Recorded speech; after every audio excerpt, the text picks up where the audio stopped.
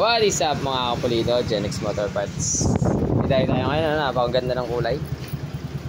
So sir, all the way from Bulacan. Sir, all the way from Kapas. Ang problema nito yung yan. Gagawin natin ang paraan yung gantong problema.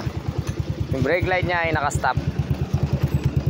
Gets naman natin yan mga kapulido. Kapag sinusi mo yan, dapat kung nakapatay yung headlight, hindi naman yun iilaw. Diba? Kailangan iilaw lang yan kapag pinreno mo na. Or sinindi mo tong park light like that. Yan. So pag sinusi mo, umilaw agad dyan, may problema yan mga kapulido. So try natin patayin na. Yan.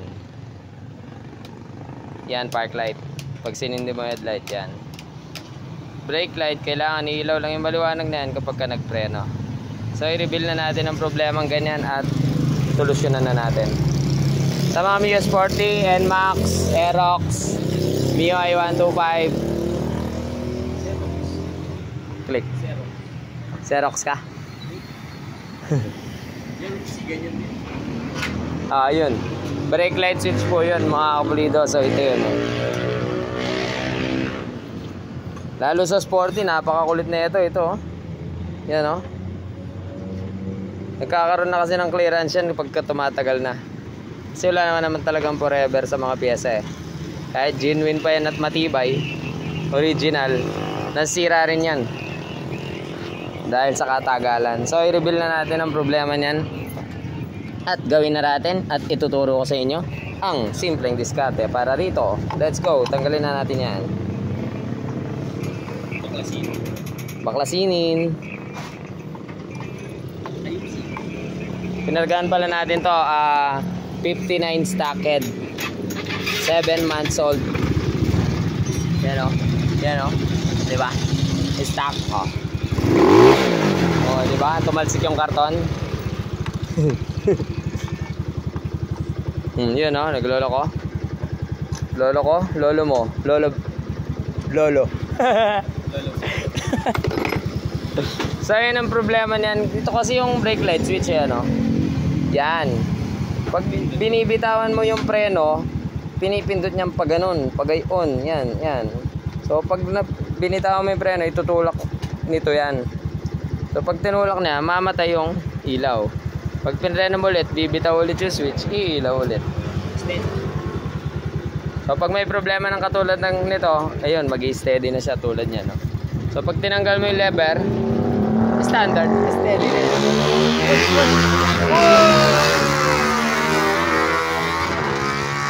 Napartakin, naingayin pa. So ito lang naman yung simpleng problema niyan mga kapulido. Tuturo ko sa inyo kung ano yung ginagawa ko dito para sa mga budget meal. Katulad namin mga ampas lupa, wala kaming panggastos pambiling bago. Didiskartehan na lang namin yan. Yan ha, lilinisin ko para sa inyo, para inyong makita. Mas mapera daw pag naka-4 valve. Mapera? Sana all mapera. Mapera ka talaga, naka-4 valve ka. So yan dahil nga kalumaan, kakatulak niya dyan, lumalalim. Yan, dapat patag yan diba? Yun. So kailangan lang natin tabunan to para maitulak niya ng maayos yun. Para-paraan mga kapulido. So diskarte na natin to para masolbahan na ang problema. Madali lang yan. Kukuha lang ako ng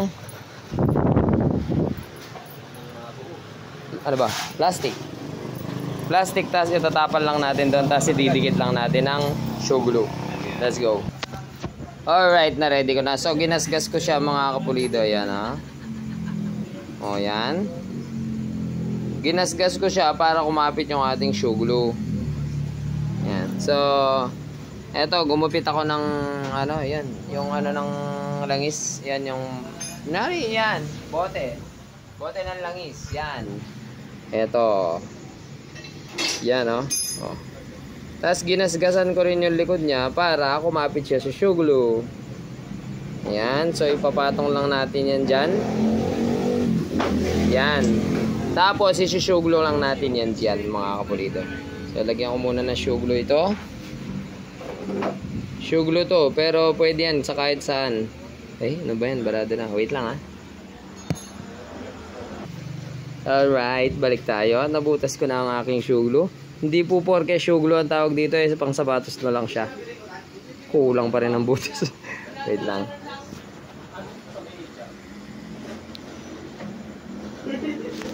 Putasan ko muna. Dastog! Ayan. Ayan, yan. Lalagyan natin ng shoe glue yan. Tapos, ito, lalagyan din natin ng shoe glue. Gapatak lang. Kakalat din kasi yan. Tapos ipapatong lang natin yan dyan. Yun. So, hindi po yan basta-basta matatanggal. Hindi yan matatanggal mga kapulido dahil yan ay laging nakaipit lang. Nakaipit lang yan sa preno. So, i-press na lang natin para mag-fit. Alright. Let's go. Marvin bumili? Ay. So yan na ilagay na nga mga kapulido. Yan. Dapat nakalapat yan. So yun lang ang paraan. Basic lang yan kung nagtitipid. Yan. So yan. Ibabalik lang natin yan. Lagyan ko muna ng langis. Dahil isang kamay lang ang gamit ko. Yan. Yan. Yan. Nising ko na rin to. Madumi na. Ano pipe doon? Ano pipe doon, Lilo? Alright, nailagay na nga mga kapulido. Ayan, no? Oo. Okay na. Ay, okay na. Okay na. Oh, ayan. Testingin na natin kung iilaw pa rin yan pag sinusi. Oh, awanin na. Oh, ayan. Oh, preno natin. Alright. Ganun pala diskarte doon? Ganun yung diskarte doon. Pulido nga eh. Ayan, no? Oh. Oh. Oh. King wave naman, boss. Ayan, oh. King wave naman, boss. Oh, di ba? Ay, may sabay. May sabay lastog. Alright, pwede na, oh, di ba, mga kapulido? Salamat sa inyong panonood. Naway may naitulong ang munting video nito. Uy. Sa mukha mo. Pulidong gawa, syempre, Genrix.